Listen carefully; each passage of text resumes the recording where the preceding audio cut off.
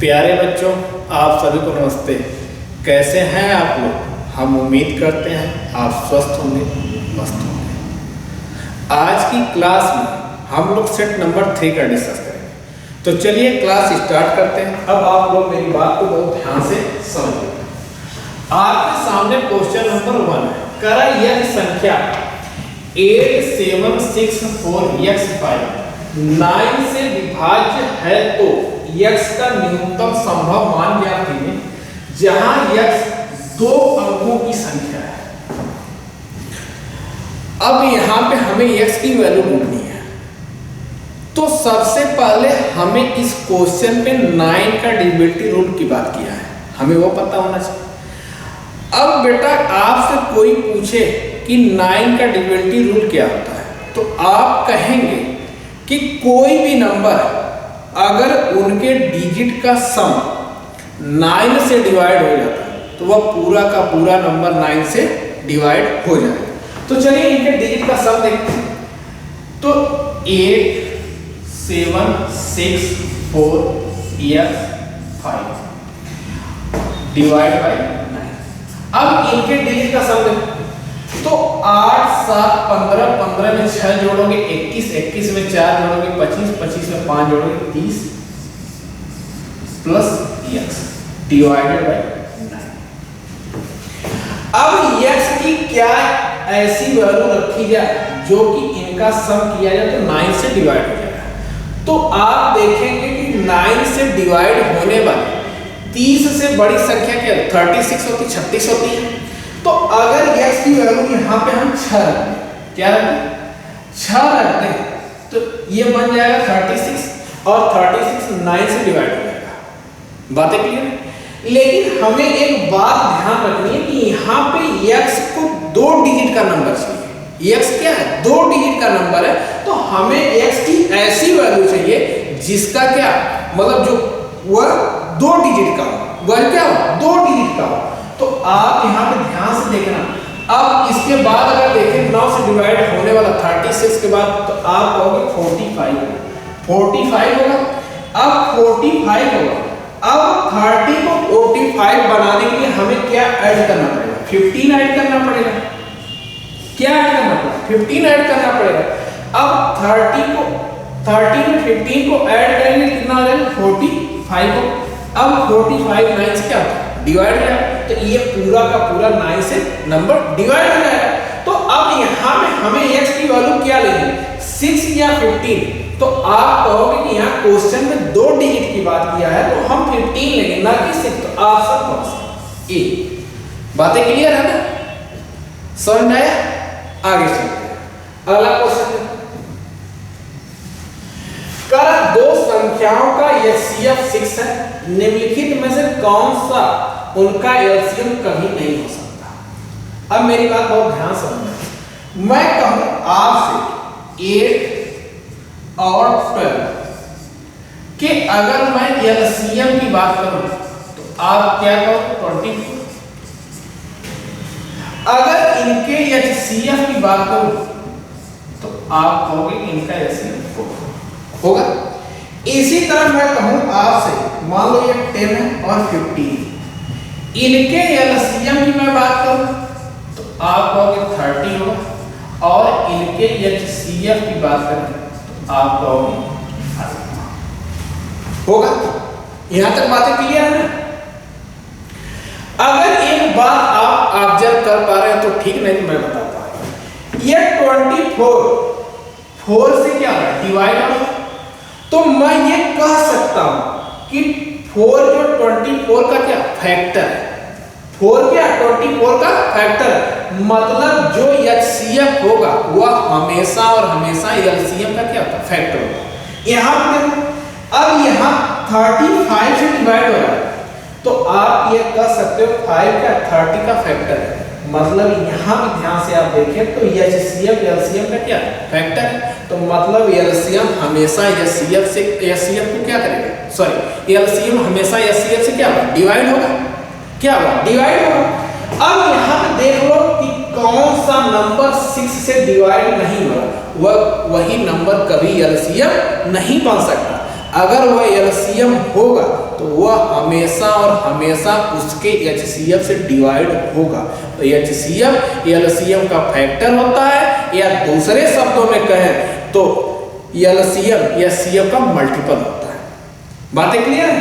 तो देखो अब ये 24 6 से डिवाइड होता है, ये एलसीएम हो सकता है। 66 से डिवाइड होता है, ये भी एलसीएम हो सकता है। 48 6 से डिवाइड होता है, ये भी एलसीएम होता है।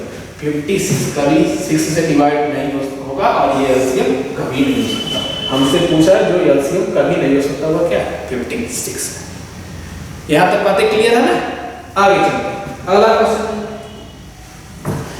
करा if 334 upon 0.334 equal to 334 upon k, what is the value of k? देखो इसे आप लिख सकते हो 334 अपॉन 334 into 1000 इक्वल टू ये 334 अपॉन 10 लिख सकते हैं।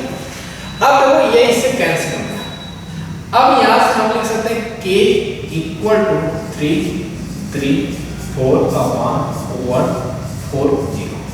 अब अगर इसे सिंपलीफाई कर लिखेंगे 0.033 ऑप्शन पास आप कहेंगे। बातें क्लियर? आगे चलते अगला क्वेश्चन। करा simplify the following expression 0.081 into 0.64 into 0.09 into 0.021 upon 0.0007 into 0.00003। ठीक, अब इसे हमें देखना कि इनकी वैल्यू क्या है। अगर आप एक बात ऑब्जर्व कर पा रहे हैं तो ठीक, नहीं तो मैं बताता हूं। देखिए यहाँ पे जो डेसिमल है, अगर इनका सम किया जाए तो कितने प्लेस पे आएंगे? तो देखो 3 2 5 2 7 3 10, ऊपर भी 10 प्लेस पे डेसिमल, नीचे भी 3 2 5 3 नीचे भी 10, तो डेसिमल आपस में कैंसिल हो जाएंगे। तो आप इसे लिख सकते हो 81 into 64 into 9 into 21 अपॉन ये हो जाएगा 7। ठीक, ये देखो 7 into 21 से 21 कैंसिल। अब अगर इसके स्क्वायर रूट को इससे स्क्वायर रूट से बाहर निकालो तो ये आ जाएगा बेटा क्या? आप 9, ये आ जाएगा 8 और ये आ जाएगा 3। आपस में मल्टीप्लाई करो 9 8 72, अब 72 3 216 ऑप्शन। बातें क्लियर? आगे चलते अगला क्वेश्चन। करा 7 सेमी आंतरिक त्रिज्या वाला एक गोले में 24 रुपए प्रति सेमी क्यूब रुपए की लागत वाले एक रसायन को पूरी तरह भरा हुआ है। यदि गोले के 50% लिया जाए तो रसायन की कीमत क्या है? तो हमें पहले उस स्पेयर की वैल्यू निकालनी पड़ेगी। स्पेयर की वैल्यू क्या होगी? आपको 4/3 पाई r क्यूब, 4/3 पाई की वैल्यू 22/7। अब उसकी रेडियस कितनी दे रखी है? 7, तो 7 into 7 ये उसकी वैल्यू मानेंगे। अब उसमें जो मटेरियल रखा उसका क्या 24 प्रति क्यूब सेंटीमीटर है, तो आप इसमें 24 से मल्टीप्लाई करें। तो ये पूरे गोले में जितना भरा हुआ है मटेरियल ये पूरे की कास्ट आ गई, लेकिन हमें तो चाहिए क्या 50% है ना, इसका आधा। तो इसका आधा का मतलब क्या है? 1/2। 50% का मतलब क्या है? हाफ। अब सिंपलीफाई करो 7 से 7 कैंसिल हो जाएगा, ये 3 से 8 बार और इससे तो आपको 4 बार हो गया। अब यहां देखो 2288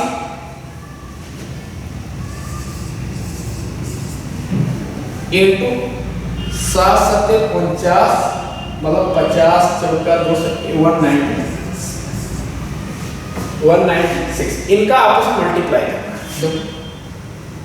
196 into 88, 8 6 48 4 8 9 72 4 76 और 8 का 8 7 15, ये हो जाएगा 8 6 5, ये हो जाएगा 8 और 8 6 14 के 4 और 6 5 11 12, 5 1 6 और 1 7, 17,248 ऑप्शन।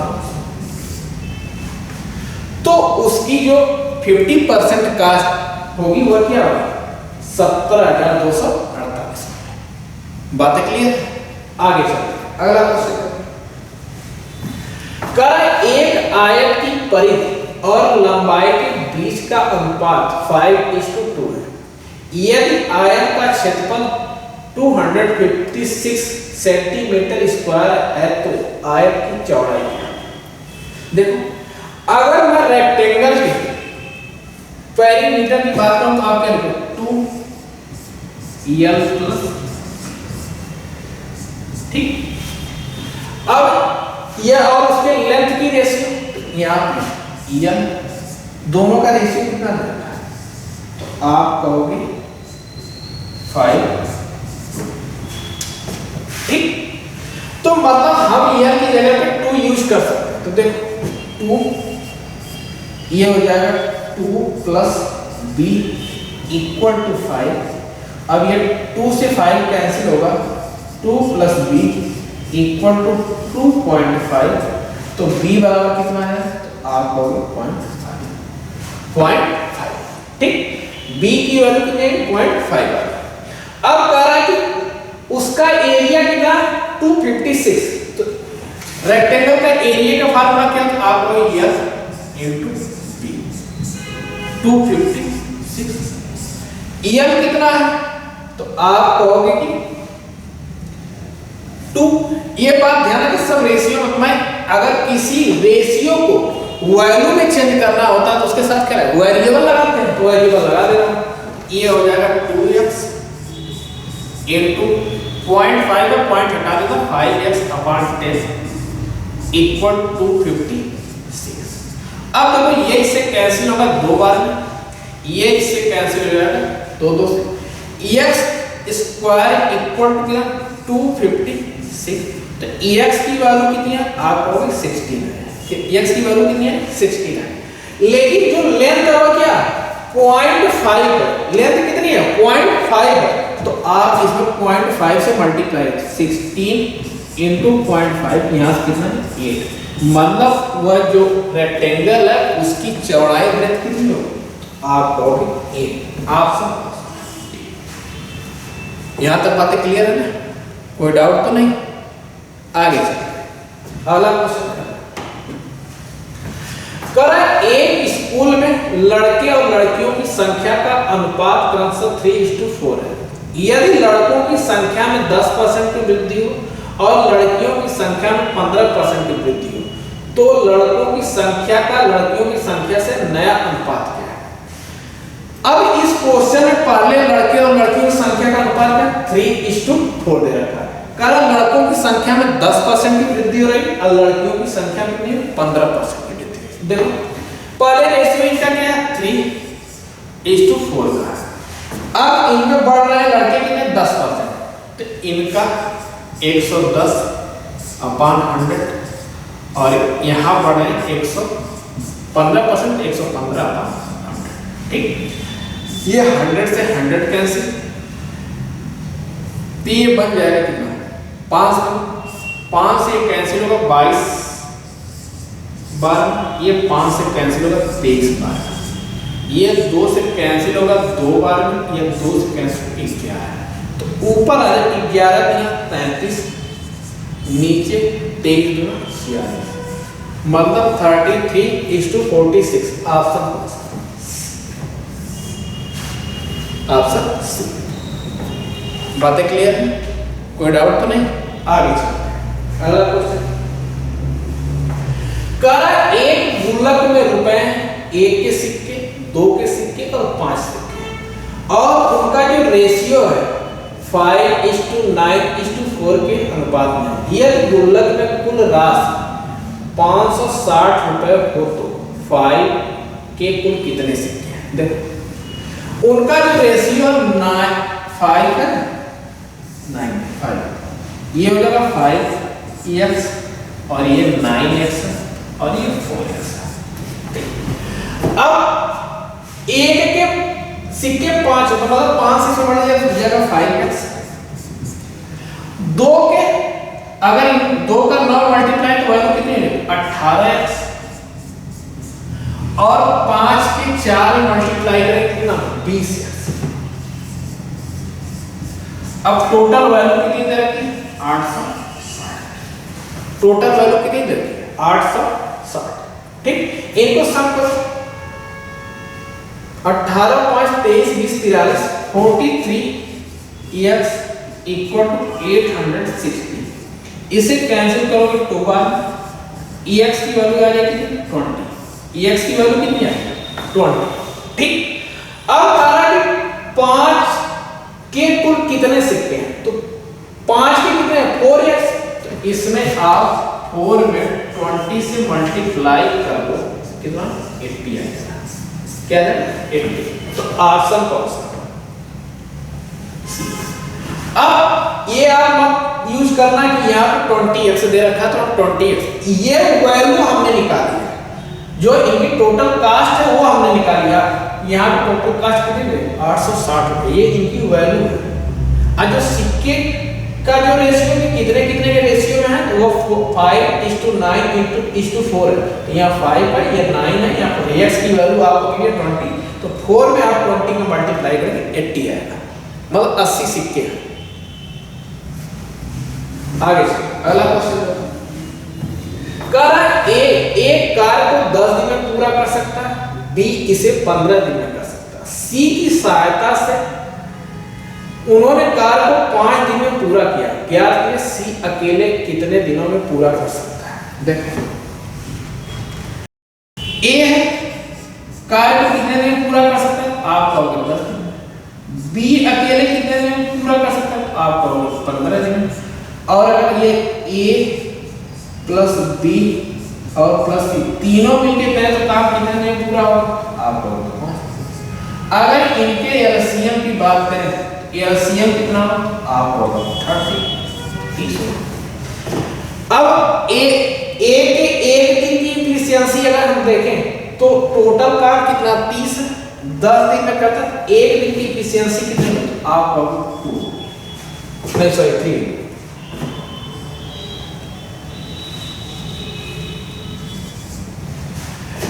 बी की देखें तो एक दिन की एफिशिएंसी कितनी होगी आप होगा, और ए बी और सी तीनों को मिला के एक दिन की एफिशिएंसी देखें तो कितनी होगी आप होगा 6। ठीक, यहां तक बातें क्लियर है। अब यहां पे ध्यान से देखना ए अकेले काम करता तो उसकी एक दिन की एफिशिएंसी कितनी है आप होगा 3। बी अकेले काम करता तो उसकी एफिशिएंसी कितनी है एक दिन की 2। अगर ए बी सी तीनों की एफिशिएंसी 6 है तो अगर ए की 3 है बी की 2 है तो ए की सी की कितनी बची 1, मतलब एक दिन में एक ही काम सी कर रहा है। अब काम टोटल कितना है तो आप कहोगे 30 है, तो टाइम कितना लगेगा 30 दिन। मतलब अगर सी अकेले उस काम को पूरा करे तो कितने दिन में करेगा 30 दिन। तो ऑप्शन सी। बातें क्लियर। आगे चलिए अगला क्वेश्चन का समान जल प्रवाह वाले 8 नल एक टंकी को 27 मिनट भर देते हैं। 3 मिनट के बाद 2 नल सेवा से बाहर हो गए। शेष नलों द्वारा टैंक को भरने में लिया गया समय देखो 8 नल थे वह किसी टैंक को 27 मिनट में भर सकते हैं। 27 मिनट पूरा कंप्लीट हो गया। लेकिन हुआ क्या 3 मिनट बाद अब 2 नल सेवा से बाहर हो गए। 3 मिनट तक तो ये साथ ही सब चले, तो अब 3 मिनट बाद अगर देखा जाए तो 8 नल इसे कितने मिनट भर देंगे 24 मिनट। 8 नल अब उस टैंक को कितना मिनट में बांटेंगे 24 मिनट, क्योंकि 3 मिनट तो पहले चल चुके हैं। अब कह रहा है कि 3 मिनट बाद 2 नल सेवा से बाहर हो गए तो बचे नल कितने 6। अब कह रहा है कि ये टोटल काम अगर 6 नल करेंगे तो कितने टाइम में कर लेंगे तो आप कहोगे 8 × 24 equal to 6 into T, time की बात है। अब 6 से इसे कैंसिल करो कितनी बार, तो आप 4 बार, तो 8 चौक 32, मतलब 32 मिनट में ये बाकी 6 में उसे क्या करना है, पूरा कर देंगे। तो ऑप्शन कौन सा, बात क्लियर है? आगे चलते हैं, अगला क्वेश्चन। करा एक पुलिसकर्मी एक चोर का पीछा करना शुरू कर देता है। जब वो 800 मीटर आगे था, पुलिसकर्मी और चोर क्रमशः 12 किलोमीटर प्रति घंटा और 9 किलोमीटर प्रति घंटा की गति से दौड़ते। 10 मिनट बाद उनके बीच की दूरी क्या हो? देखो, यहाँ पे पुलिस है और यहाँ पे चोर है, ठीक। इनके बीच की जो डिस्टेंस है ना, वह 800 मीटर है। कितनी? 800 मीटर। अब यहां से चोर 9 किलोमीटर प्रति घंटे की स्पीड से दौड़ रहा है और यहां से पुलिस 12 किलोमीटर प्रति घंटे की स्पीड से दौड़ रहा है। अगर पुलिस की स्पीड ज्यादा नहीं है तो चोर को कभी नहीं पकड़ सकता। तो इसकी स्पीड कितनी है? 3 किलोमीटर प्रति घंटे के हिसाब से उसे ज्यादा दौड़ रहा है। कर 10 मिनट बाद वह इन दोनों के बीच में कितनी दूरी रह जाएगी? अभी तो 800 मीटर है, तो हमें पहले पता होगा कि 1 मिनट में वो कितना दूरी कवर करेगा। तो डिफरेंस कितने का? 3 किलोमीटर का। तो किलोमीटर को हम मीटर में चलेगा 3000 मीटर, और 1 घंटे में 160 से डिवाइड, ये 0 से कैंसिल किया कितना, तो आपको 50, मतलब 1 मिनट में वो 50 मीटर सफर तय करेंगे। तो कितना पहुंचा? 10 मिनट में 10 से इसे मल्टीप्लाई कर दो, कितना? 500 मीटर तय कर लेंगे। टोटल डिस्टेंस कितनी दोनों के बीच? 800 मीटर। 500 कवर कर लिए तो बचे कितने डिस्टेंस? तो आप कहोगे 300, मतलब इन दोनों के बीच 10 मिनट के बाद कितनी डिस्टेंस होगी? 300 मीटर। दोनों के बीच में कितनी डिस्टेंस होगी? 300 मीटर। ऑप्शन कौन सा? डी। बातें क्लियर? आगे चलते हैं, अगला कर एक नाव शांत पानी में 13 किलोमीटर प्रति घंटे की गति से चल सकती है। यदि धारा की गति 4 किलोमीटर प्रति घंटा है तो नाव द्वारा धारा के अनुकूल 68 किलोमीटर जाने में लगा समय ज्ञात कीजिए। अगर जब कोई नाव डाउन स्ट्रीम जाती है तो स्ट्रीम की प्लस नाव की जो स्पीड वो दोनों आपस में क्या होती है? ऐड हो जाती है। अगर कोई नाव अप स्ट्रीम जाती है तो उस टाइम पे उन दोनों की जो स्पीड होती है आपस में सब्ट्रैक्ट हो जाती है। तो यहाँ ध्यान से देखो, डाउन स्ट्रीम जा रही है तो धारा के अनुकूल जा रही है, यहाँ उनकी स्पीड आपस में क्या हो जाएगी? ऐड हो जाएगी। हमसे टाइम पूछा, टाइम बराबर क्या होता है? Total distance upon speed. Total distance upon speed.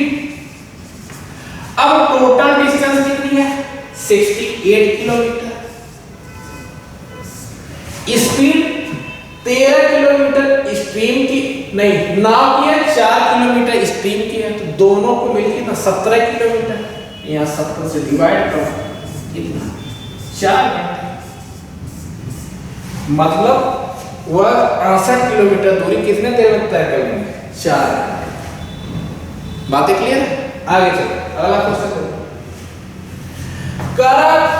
Vighnesh अपने मासिक वेतन का 42% भोजन पे, 16% घर के किराए पे, 11% मनोरंजन पे और 7% वाहन पर खर्च करता है।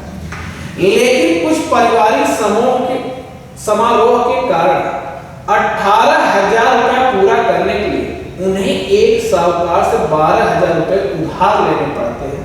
उनका मासिक वेतन क्या होगा? तो सबसे पहले हम देखते हैं टोटल हुआ उनका एक्सपेंडिचर कितना है। आप देखो 42 60 प्लस 11 प्लस 7, 42 में 16 जोड़ेंगे कितना होगा 58, 58 में 7 जोड़ेंगे कितना होगा 65, अब 65 में 11 जोड़ेंगे आप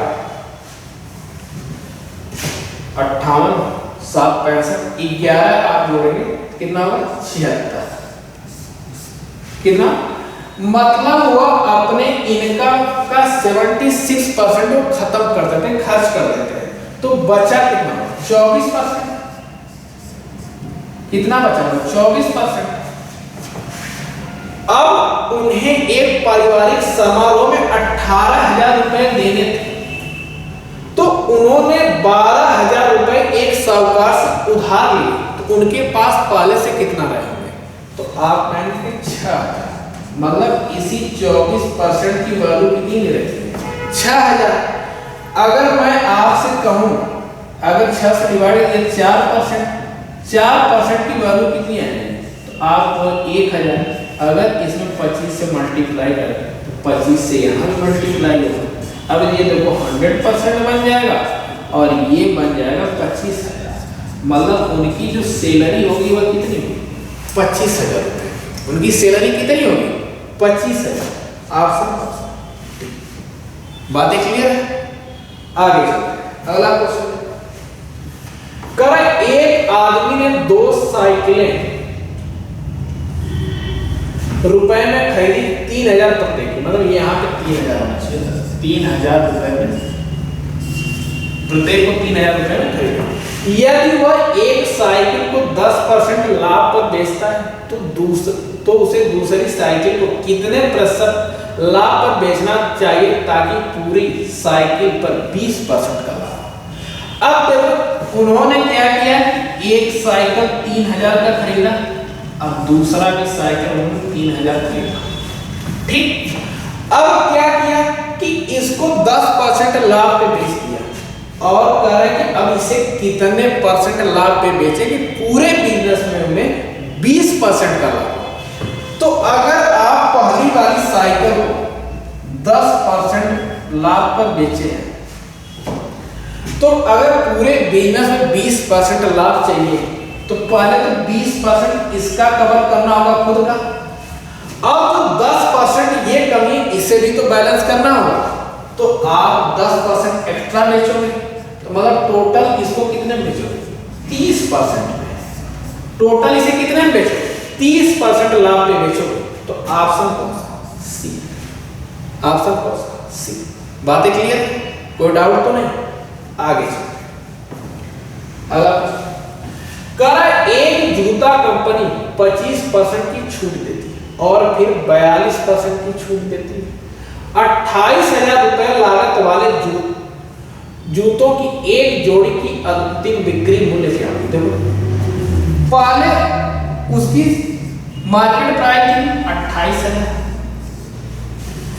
पहली बार छूट उसे कितने मिल रही है 25% की, तो लिया कितना लिया 75%। दूसरी बार 42%, तो लिया कितना गया 58%। ये दोनों जीरो इससे कैंसिल, ये 25 से 3 बार में, ये 25 से 4 बार, ये इसे कैंसिल होगा 7 बार, ठीक। अब ये हो जाएगा 7 तरीके 21 गुणे 58, ठीक। 21 बटे 188, सॉरी 168, 21 बटे 168, 21 25 105 और 105 में आप 16 ऐड कर दोगे तो हो जाएगा 121, तो वह बिकेगी कितनी 1,218। आप सब बातें क्लियर है? आगे अगला प्रश्न, कर रुपए की राशि 16,340 रुपए प्रति वर्ष 13% के सालाना ब्याज को उधार दिया जाए। यदि ब्याज 5 वर्ष बाद x रुपए, तो x के अंकों का योग हमसे पूछ रहा है, मतलब जो इंटरेस्ट आएगा उसके डिजिट का सब हमसे पूछ रहा है। तो सबसे पहले हम क्या करें, इंटरेस्ट निकालेंगे। देखो ये 16,340 ये प्रिंसिपल है, रेट कितना है तो आप कहोगे 13%, टाइम कितना है आप कहोगे 5। सिंपल इंटरेस्ट का फार्मूला क्या होता है आप कहोगे P into R into T upon, ठीक। P 16,340, रेट 13%, टाइम 5 अपॉन, ठीक। ये जीरो इससे कैंसिल, ये 5 से 2 बार में, अब इसे कैंसिल करो 8 गुना 16, ये 1 बार, ये 7 बार। अब 13 का 8 से 17 मल्टीप्लाई करो, 13 7 91, 9, 13 एकम 13, 13 में 9 जोड़ोगे 22, बचा कितना 2, और 13 बटे 104, और 104 में 2 जोड़ोगे 104, ठीक। तो इंटरेस्ट कितना मिला 10,631 रुपए 5 साल का। अब कह रहा है कि इनके डिजिट का सम बताओ, तो देखो डिजिट 2 में 1 में 2 ऐड करेंगे 3, 3 में 6, 9, 9 1 10, डिजिट का सम कितना 10। बातें क्लियर है? आगे चलते हैं अगला क्वेश्चन। करा 2 वर्ष की अवधि के बाद कोई धनराशि 34,560 और रुपए हो जाता है, 3 साल की अवधि के बाद 41,472 रुपए, तो आर ब्याज दर पर संयोजित किया जा रहा है, तो आर का मान देखो। अब कोई अमाउंट है वह 2 ईयर के बाद कितना हो जा रहा है 34,560, और 3 ईयर के बाद कितना हो रहा है तो आप कहोगे 41,475, ठीक, यही हो रहा है। तो कह रहा है कि इस पे रेट ऑफ इंटरेस्ट आर लग रहा है, आर की वैल्यू हमें निकालनी, और ये कंपाउंड हो रहा है, मतलब ये कंपाउंड इंटरेस्ट है, चक्रवृद्धि ब्याज है। अब मेरी बात सुनना, मैं आपसे एक छोटी सी बात पूछ रहा हूं, अगर आपके पास 100 रुपए है, कितने 100 रुपए, अगर मैं कहूं उस पे 10% इंटरेस्ट लग रहा है, तो 1 साल में आपको ब्याज कितना मिलेगा आपको 10 रुपए। अब अगर कंपाउंड इंटरेस्ट से देखा जाए तो अगली साल क्या होता है कि हमें ये हमारा प्रिंसिपल तो रहता ही रहता है, उसमें जो इंटरेस्ट होता है वो भी प्रिंसिपल में क्या होता है ऐड हो जाता है, तो ये अब अगली साल के लिए हमारा प्रिंसिपल कितना 110 रुपए हो जाता है। अब अगर इसका 10% निकालें तो अब हमें जो अगर दूसरे साल इंटरेस्ट मिलेगा वो क्या होगा 11 रुपए मिलेगा, कितना मिलेगा 11 रुपए। तो कहने का सेंस ये कि जब हम अगली साल कंपाउंड इंटरेस्ट निकालते हैं तो हम पिछले साल का जो हमारा इंटरेस्ट वो प्रिंसिपल में क्या होता है ऐड हो जाता है, क्या होता है ऐड हो जाता है। तो ये 2 साल का अमाउंट इसमें प्रिंसिपल भी होगा इंटरेस्ट भी, लेकिन इसके लिए तो ये 100% ही है। अब तीसरे साल के लिए हमें इंटरेस्ट चेक करना है, तो देखो पहले डिफरेंस कितने का है, तो अगर इनके डिफरेंस देखो तो यहाँ आ जाएगा 2, 7 में से 6 जाएगा 1, यहाँ 14 में से 5 जाएगा 9, और यहाँ बचा क्या 10 में से 4 जाएगा 6, मतलब 6,912 रुपए इंटरेस्ट है। प्रिंसिपल अब हमारे तीसरे साल के लिए क्या बनेगा 34,560 रुपए। तो देखो हम सीधे डायरेक्ट निकाल देते हैं इनका रेट ऑफ इंटरेस्ट। देखो तो इंटरेस्ट टोटल कितना है तो आप कहोगे कि 6,912, प्रिंसिपल कितना है तो 34,560 इंटू 100। देखो ये जीरो इससे कैंसिल, ठीक। अब देखो हम करते हैं 4 से, 4 एकम 4, यहाँ 2 बचा 29, 7 चौक 28, 2 बचा 5, और ये 4 12। इसे 4 से सिंप्लीफाई करो तो 4 बटे 32 कितना बचा आप कहोगे कि 32 2 34 2, ये हो जाएगा 25, 4 6 24, ये 4 4 16 हो गया।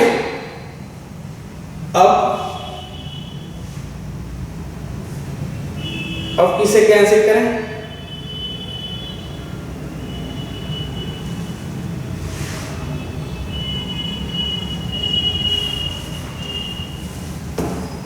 34,560, 41,472 डिफरेंस 0, 7 में से 6 जाएगा 1 बचेगा, और 14 में से 5 जाएगा 9 बचेगा, 10 में से 4 जाएगा 6 बचेगा। ठीक है, ये 34,560, 0 से 0 कैंसिल, 4/32 2 बचा, 4 6 24, 4 चौके 16 ऊपर, 4 एकम 4 2 29, 1 सेकेंड यहाँ मिस्टेक हो गई है। 4 एकम 4 कितना बचा 2, तो यहाँ पे हो जाएगा 29, तो 4 7 28, 1 बचा 11 हुआ, तो 4 2 8, यहाँ 4 32। हम भी सोचे क्या है कैलकुलेशन गड़बड़ा रही है। अब देखो यहाँ पे इससे ये कितनी बार कैंसिल होता है 2 बार, कितनी बार 2 बार। अब 2 में 10 का मल्टीप्लाई करें कितना 20%, ऑप्शन डी। तो रेट ऑफ इंटरेस्ट कितना था 20% था। बातें क्लियर है? आगे चलिए अगला क्वेश्चन। करा एक बल्लेबाज के 16 पारियों में औसत 36 है, अगली पारी वो 70 रन बनाता है, तो उसका नया औसत क्या होगा? तो देखो पहले हम 6 पारियों का टोटल रन निकालें, तो 16 में हम 36 का मल्टीप्लाई कर देंगे, तो 16 6 का 96 9, 16 3 48, 48 में 9 ऐड करेंगे कितना हो जाएगा 57, 576। अगली पारी वो कितना बनाता है 70 रन, ऐड कर दो, ये हो जाएगा 6 7 7 14 की 4 5 6। ठीक, अब पहले 16 पारी थी, अब अगली पारी इसमें ऐड कर दिए 1, तो कितना हुआ 17 पारी। अब इसको 17 से आप क्या डिवाइड कर, तो 17 3 51, कितना बचा 13 136, 17/136, मतलब उसका जो नया औसत होगा वो कितना होगा 38 होगा। ऑप्शन कौन सा डी। बातें क्लियर है? आगे चलिए अगला क्वेश्चन देखो। करा यदि x - 3 x² - 5x + 6 और x² + mx + 12 का ये CF है, तो m की वैल्यू हमें पता करनी है। देखो अगर x - 3 इनका ये CF है, तो जाहिर सी बात है इनका फैक्टर भी होगा। अगर फैक्टर होगा तो ये नंबर जो है x - 3 से डिवाइड भी होंगे, तो हम वैल्यू रख के चेक कर लेते हैं। देखो अब यहाँ पे क्या हो x - 3 इक्वल टू आप क्या लिखिए, तो x की वैल्यू 3 आ जाए। अब हमसे पूछा है m की वैल्यू, तो यहाँ x की वैल्यू पुट कर दो, m की वैल्यू पता चल जाएगा। तो देखो यहाँ क्या है 9 प्लस ये हो जाएगा 3m प्लस 12 हो जाएगा। अब इक्वल टू आप क्या लिखोगे 0, यहाँ हो जाएगा 3m इक्वल टू माइनस का 21, 3 से कैंसिल करो 7 बार, तो m की वैल्यू आ जाएगी -7। m की वैल्यू कितनी आएगी -7। तो ऑप्शन कौन सा डी। बातें क्लियर है? कोई डाउट तो नहीं? आगे चलिए अगला क्वेश्चन। कर 2 पार्टियां A और B के बीच एक चुनाव में A को कुल वोटों का 37% वोट मिले, इस तरह वह 338 वोटों से हार गया। डाले गए वोटों की कुल संख्या मान लें कि कोई भी वोट अवैध घोषित नहीं किया गया, मतलब सब वैलिड है। अच्छा, जो वोटर लिस्ट में टोटल नाम रहा होगा, जो लोग वोट डाले वोट क्या अपने आप में 100% रहा, अगर वह अपने आप में 100% है, A और B चुनाव लड़ रहे हैं, तो A को अगर 37% मिल रहा है, तो B को कितना मिल रहा है? तो आप कहोगे 63%। B को कितना मिला 63%। अब करा A चुनाव हार गया, कितने परसेंट से चुनाव हार गया? तो 13 में से 7 - 9 6 हो जाएगा, और यहाँ पे 5 में से 3 26, मतलब A जो है 26% से चुनाव हार गया। इसी 26% की वैल्यू आपको कितनी दे, 338 दे रखी है। कितनी दे, 338। अब देखो कितनी बार आप अगर 2 से काटेंगे 13 बार में, या 2 से कटेगा तो 1 ये हो जाएगा 6 और ये हो जाएगा 9, इसे कह रहे हैं 13। कितनी बार, 13 बार। मतलब 1% की वैल्यू कितनी आ गई आपको, 13। टोटल वोट कितने, 100%, तो 100% की वैल्यू कितनी होगी आप 1300। 100% की वैल्यू कितनी होगी, 1300। बातें क्लियर है आप सबको? आगे चल।